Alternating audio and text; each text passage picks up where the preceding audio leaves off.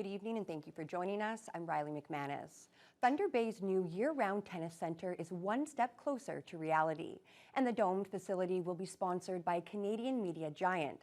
Rogers Communications and Tennis Canada are providing funding to the Community Tennis Center, which hosted a soil turning event this morning.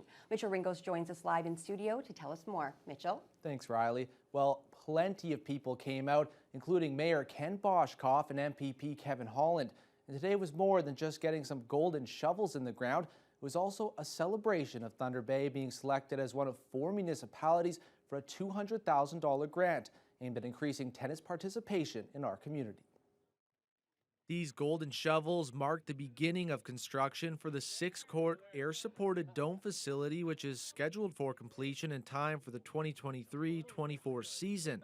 The $200,000 from Tennis Canada and Rogers Communications comes on top of an already secured $1 million from the NOHFC and $500,000 from FedNor, along with a $1.5 million agreement of city funding, which is currently being worked out. Thunder Bay Community Tennis Center's Jamie Grieve was overjoyed by the funding and excited for the future of Thunder Bay tennis. To be able to have, number one, continued year-round play is fantastic. You know, you look at all ages, seniors, adults, juniors, to provide opportunities for everyone to play tennis and develop and be successful. The other thing is for the club to have year-round programming, never have a cancellation again. It's just going to be absolutely fantastic. Today's funding was part of a $5.6 million year-round community tennis courts program jointly funded by Tennis Canada and Rogers, which aims at building 160 new indoor courts at up to 30 facilities across Canada by 2023. Tennis Canada's Eva Haveris says these facilities are essential to guide the future of Canadian tennis. You know, we've got Layla, Bianca, Felix, Dennis, we've got them. They're now sort of at the top of their game. Who's next? And so without having facilities, without having different communities on board, like, we will struggle. And we already know that we're tapped out on our competition system. Like, we are struggling to run our domestic competition schedule because we just need more of these facilities year round to do it. Now, the city funding still has to be finalized before major construction can commence, but Grieve says once started, the process of building the facility at Chapels Park should move along fairly quickly, with the biggest hurdle being the bubble. It's a pretty simple project to get completed in the timeline that we have. And then again, the big one is getting the bubble manufacturer prepared and ready to have everything ready to go in September. Mitchell Ringos, TBT News. A long-awaited inquest into the death of an Indigenous artist is scheduled to take place in Thunder Bay next month. 56-year-old Moses Amnik Beavers died in hospital in Thunder Bay in February 2017 after being transferred from the Thunder Bay jail. The Nabinimik First Nations man has been experiencing mental health issues prior to being taken into custody. The inquest was previously scheduled for 2019, but it was postponed to 2020 and then postponed again because of the pandemic. The proceedings will begin on April 17th and are expected to take about 4 weeks to complete. The inquest jury will hear from approximately 32 witnesses before making recommendations aimed at preventing similar deaths. Seniors are most vulnerable to scam calls, and with the number of incidents on the rise, fraud investigators with the Thunder Bay Police have launched a poster campaign to help seniors protect themselves from being scammed. The goal is to raise awareness of how scams happen and to educate seniors on how to prevent common tactics that fraudsters use. Mike Lang reports. It's important because the amount of money that people are giving away is it's a high amount of money. So we're not always successful in getting that money back for these people. Detective Constable Como says that fraudsters have been able to scam victims into giving up to $200,000 through several panic-instilling tactics, such as the grandparent scam, where victims are coerced into paying a desired amount of money as a result of being tricked into believing a family member is in trouble. Some of the other common scams we're seeing are lottery scams where they receive a call, they're told they won the lottery. However, in order to collect their winnings, they're going to have to pay taxes in order to get that. And I guess the other one that's more common would be they receive a call stating that there's been a charge to their credit card that's been made by error, and they require their banking information to refund it. Thunder Bay Police have been dealing with an increase in scam call cases recently, particularly with Bitcoin in the winter of 2022. This prompted the police service to launch a campaign to help seniors protect themselves from fraudsters, distributing posters in areas frequented by seniors. Como says that seniors tend to be more trusting of people in general, which makes them more susceptible to falling for scams. The good news, the police's initiatives of educating seniors on scams seems to be paying off. So the last time we were getting calls, we received numerous calls from our seniors stating that somebody had contacted them and attempted to get money, but they didn't provide it because of some of the knowledge. So that alone tells us that people are getting the message and it's working. Investigators are not always able to help victims retrieve their funds once they've been withdrawn by scammers, especially if they've been transferred in cash or Bitcoin, where the chance of retrieval is close to zero. That's why Como urges potential victims to hang up immediately whenever they're asked for money or banking information by a suspicious caller and to report the incident to local police. Mike Lang, TBT News. A man was taken to hospital after an incident yesterday evening near the Algoma Street Bridge over McVicker Creek. Firefighters, paramedics, and police were all sent to the scene shortly before 6 p.m. Fire crews put a neck collar on the man before he was turned over to Superior North EMS. He was conscious and was taken to hospital with non-life-threatening injuries. A police spokesperson says although the initial call indicated the man had fallen from the bridge to the ice below, it now appears he may have fallen while walking on or near the frozen creek. 5 pedestrian bridges on the city's north side have been flagged for replacement or significant repairs. Construction will begin next year and conclude in 2025, with the city's budgeting $2 million for the work. Vasilios Bellos reports. The pedestrian bridges in the worst condition across the city will undergo significant overhauls over the next couple of years. All 5 are located in the city's north end, with 3 set for full replacement. Those include the Hartvick-Sin Bridge across McVicker Creek, the County Park crossing near Glengarry Drive, and the Brent Street Bridge near Teresa. The other 2, Blanchard Street near Hogarth and the Clate Street pedestrian bridge, will see repairs to their decks and railings. It's hoped that construction can begin on 2 or 3 of the bridges next year, with the rest being completed in 2025. City engineer Mike Vogrig explains how they determine when to carry out these kinds of projects. Pedestrian bridges get inspected every 4 years. So when we're taking a look at them, they have condition ratings that are associated with just their overall condition and serviceability of the structures. We've done some pretty major projects in the last few years, and so there's just some of these smaller projects we need to catch up on. So about three of these pedestrian structures are at the end of their service life, so they're ready for replacement. The pedestrian bridges that are set to be repaired or replaced are between 40 and 50 years old. The city has budgeted $2 million for the projects, though that could change depending on bids. Obviously, inflation's been pretty tough, so a lot of prices have been going up. So, our first run at the estimates, we took a look at the size of the bridges, the length of the crossings, made our initial estimates. Once we get design done, we'll have some more detailed estimates of what we have, and we'll adjust the budgets as required. All 5 pedestrian bridges will be safe and open to the public to cross, leading up to the upgrades moving ahead. Vasilios Bellos, TBT News. A sacred item stolen. The chief of a Northern Ontario First Nation is asking for his headdress to be brought back after it was stolen in Mississauga. Andrew Brennan reports. This is supposed to be a moment of celebration. After a 4-year hiatus, the singers and their drums are ready at center ice. The fancy feather dancers are adorned in their colors, the sacred herbs prepared for smudging, and the ice itching for skaters. But one important thing is missing: the ceremonial headdress of the First Nation hosting the Little Native Hockey League tournament has been stolen. It's a sad day for my community, and it's been hard to deal with in the last 24 hours.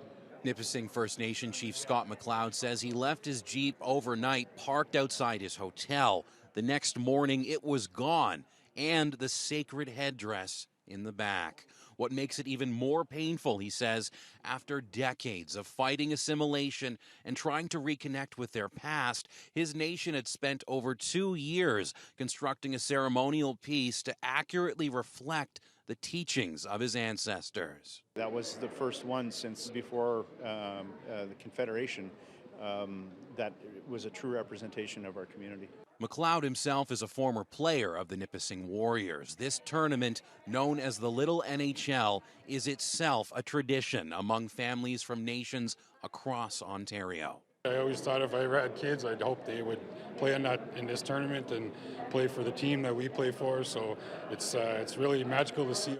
Randy Panassi is now watching his two boys wear the same sweater he did, and his father and aunt before him.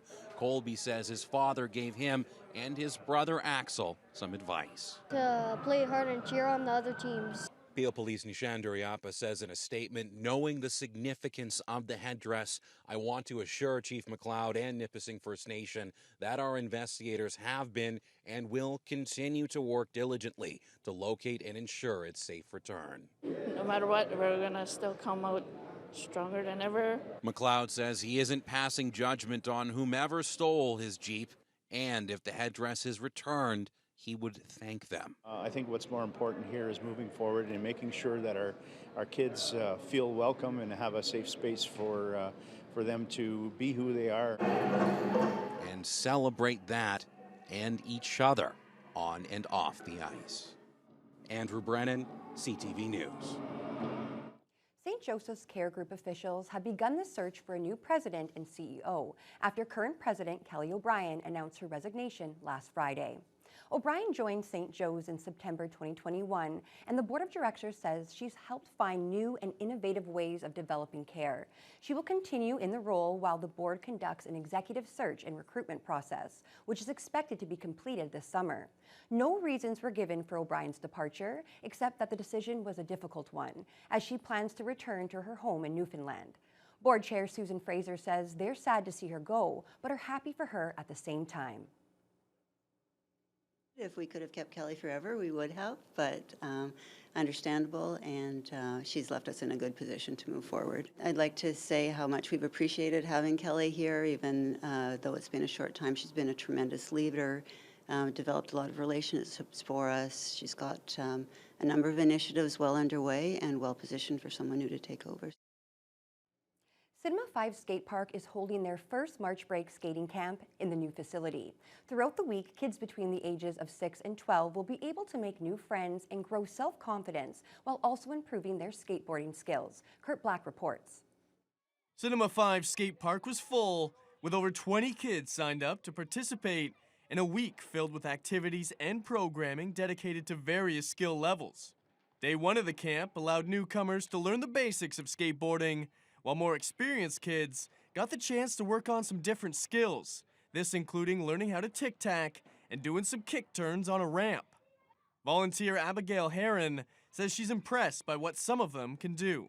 Some of them are better than me, which isn't that hard to beat, where they're like doing kick flips and dropping down on the mini ramp. But there's really no limitations to the skill level these kids can achieve, where lots of them you can really see like the dedication, and it makes me so happy to see that stuff, especially when they're having fun doing it, of course.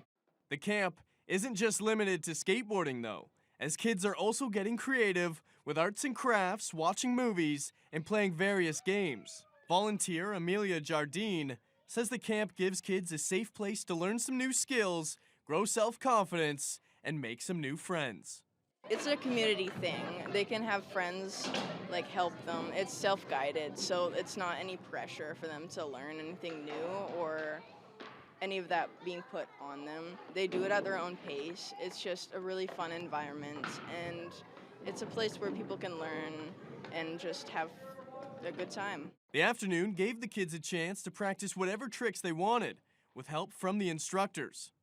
And despite it being just the first day, many of the kids already have learned some new skills and are excited by the progress they've made.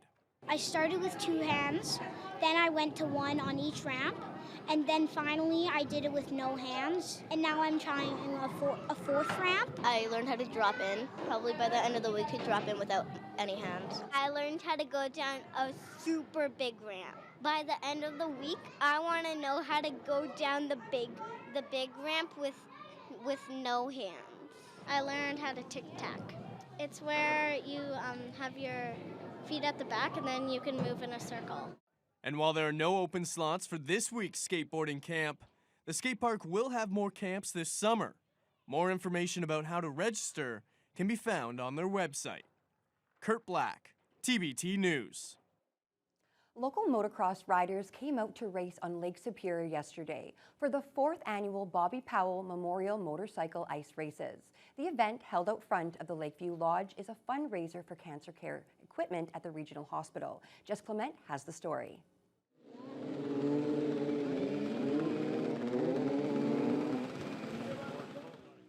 Despite the cold wind, hundreds of spectators came out to Lakeview Lodge to catch a glimpse of the races. The event is in memory of Bobby Powell, who passed away in 2018 from a 2.5-year battle of pancreatic cancer. It honors his longtime support, videography, dedication, and love for motocross ice racing. The funds raised will be going towards the Northern Cancer Fund at the Thunder Bay Regional Cancer Care Center. This year, the fundraising goal was $10,000 to help purchase a new engraved chemotherapy chair. They're always in need of equipment. Last year, with the money that we raised, we were able to buy IV poles and other equipment that was necessary, that they needed at the time. We would really like to save enough money to have one of the chemo chairs because he used that quite often. And it's just a real need we have in our community. The races attract riders from all over the region, as well as other provinces. There were 15 riders who participated in this year's event, including Caden Katowicz, who came down from Manitoba. Our scene for this down in Manitoba is not as big or quite the turnout for this, so coming out to this event was worth the drive. That was always our goal, was to get these guys to come out, because we knew they had some really fast guys, and we wanted a little rivalry going back and forth between them. Powell's oldest daughter, Elena Jacobson, says the support from the community has been overwhelming. It's crazy. With this type of cold weather, we didn't really anticipate having such a big turnout, and yeah, we're at least 550 people right now, and it's minus 20. And that I've been here the entire time. Nice to see people not only from the Shunya community, but from Thunder Bay and surrounding areas come out and help with this. If you would like to donate to the Northern Cancer Fund, you can do so online at the Thunder Bay Regional Hospital's website. Jessica Clement, TBT News.